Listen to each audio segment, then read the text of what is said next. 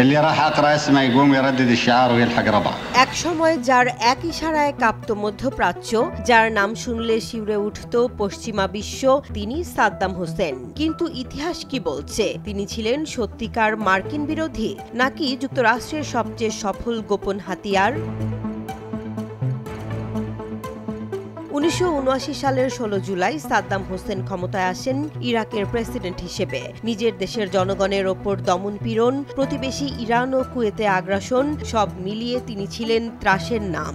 তবে কিভাবে এই একনায়ক পরিণত হলেন যুক্তরাষ্ট্রের ভূ রাজনৈতিক পরিকল্পনার এক ছায়াসঙ্গীতে?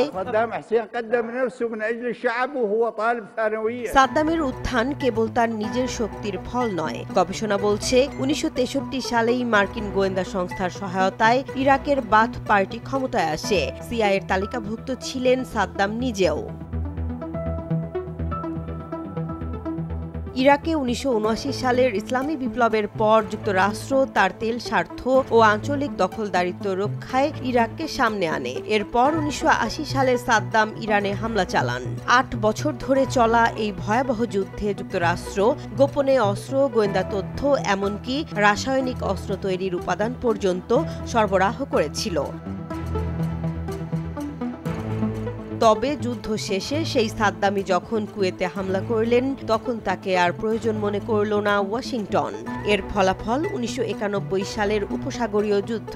মার্কিন জোটের গুঁড়িয়ে দেওয়া হলো ইরাকি সামরিক শক্তি। পরবর্তী এক দশকে ইরাক অর্থনৈতিক নিষেধাজ্ঞায় জর্জরিত হয়ে পড়ে।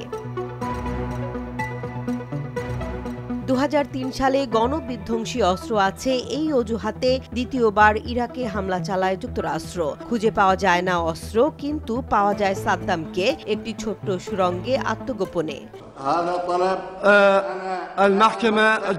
একসময় যিনি ফিলিস্তিন ইস্যুতে সরব হয়ে মুসলিম বিশ্বে জনপ্রিয় হয়েছিলেন, সেই সাদ্দাম নিজেই কি হয়ে উঠেছিলেন যুক্তরাষ্ট্রের মধ্যপ্রাচ্য কৌশলের অজান্তে বা ইচ্ছাকৃত এক চালের গুটি?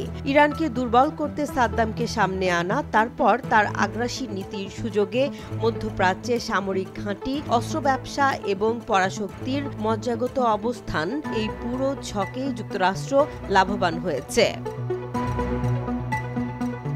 সাদ্দাম চলে গেছেন, কিন্তু তার রেখে যাওয়া বিভাজন, যুদ্ধ বিধ্বস্ততা এবং শূন্যস্থান আজও রক্তাক্ত করে রেখেছে পুরো অঞ্চলকে।